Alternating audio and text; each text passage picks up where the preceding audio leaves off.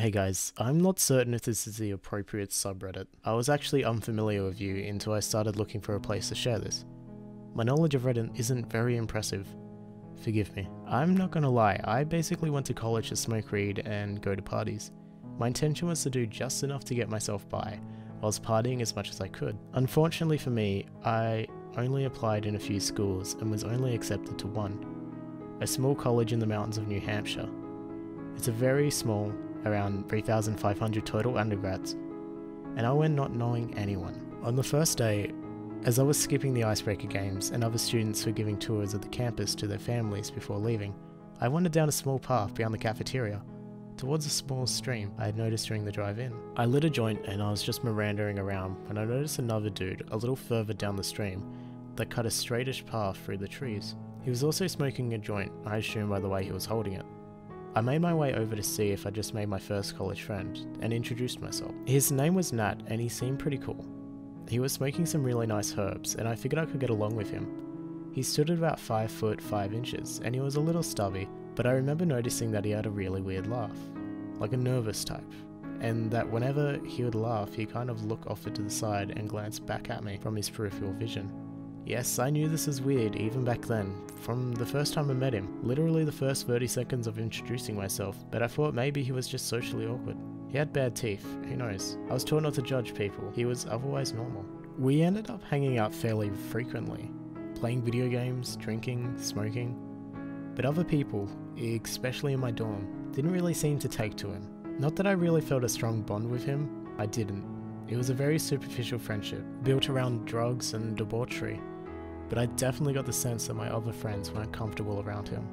Then something weird happened, that I've managed to successfully forget about until very recently. My heart is pumping out of my chest just typing this. One weekend, my roommate was home for a visit, and Nat's roommate was having his girlfriend over, which basically implied in college terms that Nate was staying with me. It seemed automatic. We got trashed and smoked a ton, got pizza, played video games. I was pretty much out of it, and we were both sitting in our desk chairs in my room, passing a bowl back and forth, when he handed the bowl to me, leaning toward me in his chair, put his hand over my head, and casually, in a low, steady voice said, "I'm going to fucking kill you."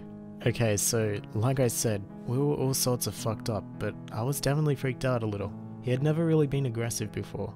Even his most intoxicated certainly never said anything like this before. I've never handled confrontation very well, so all I said was, "No dude, don't do that bro," and sort of laughed it off, and tried to write it off as a drunk, stoned idiot playing too much Mortal Kombat. We had a bunk bed set up in my room since it was pretty small, and I was on the top. My roommate was a bigger guy, and didn't have to climb down in the middle of the night to pee. We had both gone to bed, but my roommate had put up Christmas lights that we just kept on, strung around the ceiling. I'm half deaf, I should add, so when I sleep I tend to roll onto my functioning ear to block out sounds or muffle them in the pillow. This also means that I'm a pretty heavy sleeper. Sometime during the night I woke up feeling a little nauseous, and I slowly opened my eyes. Nate was fucking standing on the edge of his mattress, holding onto the side railing of my top bunk and staring directly at my face as I was sleeping. What the fuck? My eyes got wide as I snapped awake and sat up. "What the fuck, dude?" I said, backing up and bumping my head up the wall behind me. Then he turned his head and gave me a fucking look from the corner of his eyes, the same smile/laugh that freaked me out the first day I met him. He was holding the rails, standing on the mattress from the lower bunk. His face was lit in a weird splasher of colour from the Christmas lights. He took one hand from the railing, put his finger to his mouth, while smiling and looking down at me. "Shh," he whispered, before hopping down and leaving the room. It was like 3 AM, and I don't know where he went that night. I never told anyone about that, and pretty much did my best to bury it and never think about it again.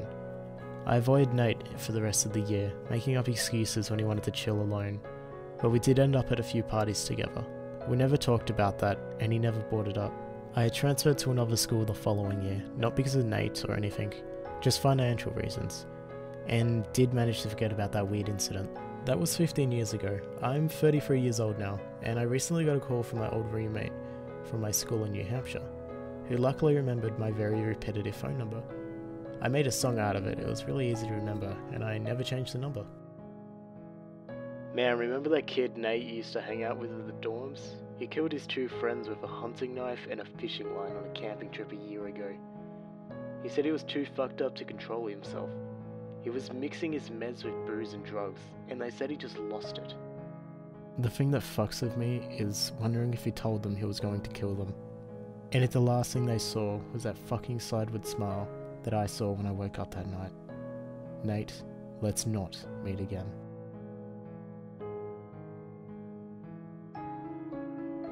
So this didn't happen to me recently. In fact, it was quite some time ago.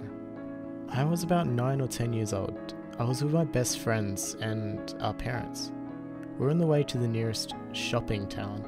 We lived in a ruralish area with not many shops, and we would probably be finished looking around in 10 minutes. So we travelled by train to the nearest large city. It was easier, probably cheaper, and definitely quicker.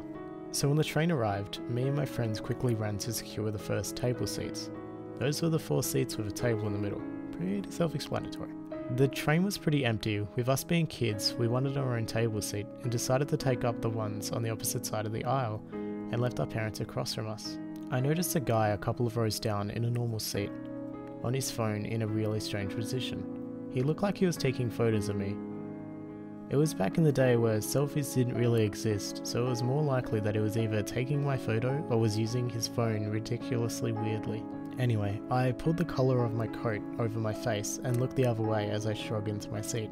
I didn't mention anything because, to be honest, I thought I was being outrageous. A couple of minutes later, a lady who I remember as being tall, slim, and blonde with a wavy bob and glasses went over to my mum. She crouched down next to her and spoke very quietly and softly. I couldn't really hear her well enough to know what she was saying, but my mum's face told the whole story. Mum asked me to come and sit with her and my friends' mums, and the lady went to the conductor of the train. When we got to the next station, there were a group of police officers and security guards waiting on the platform. The train pulled up and the weird guy was taken away. We heard that he did in fact take photos of me, and they found hundreds of photos of other children on his phone and computer. They didn't go into details, but I didn't ride a train for a very, very long time after this. Worst thing is, I'm sure I saw him walking past my house later that week.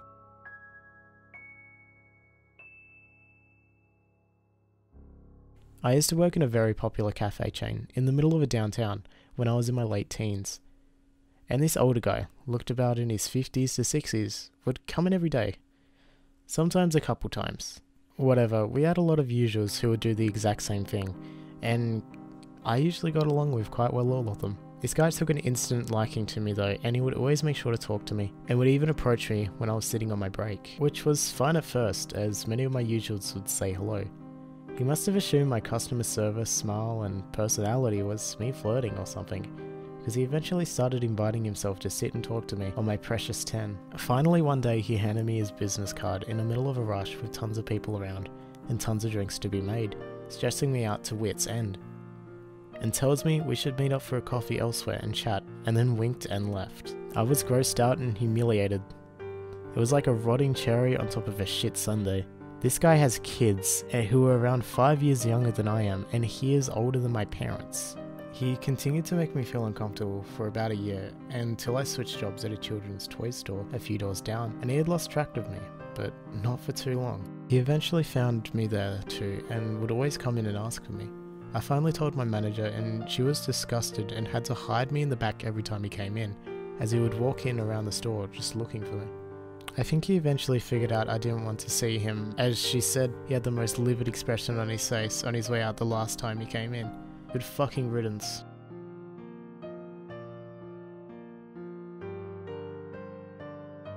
Alright, same as most, long time lurker. So when I was about 19, I worked at a cell phone store, known for ripping off small town places, such as the one I lived in. One awesome day, as I was closing, I had a guy come in to get a new phone. He was new in town. You can always tell when someone is new in a town as small as mine.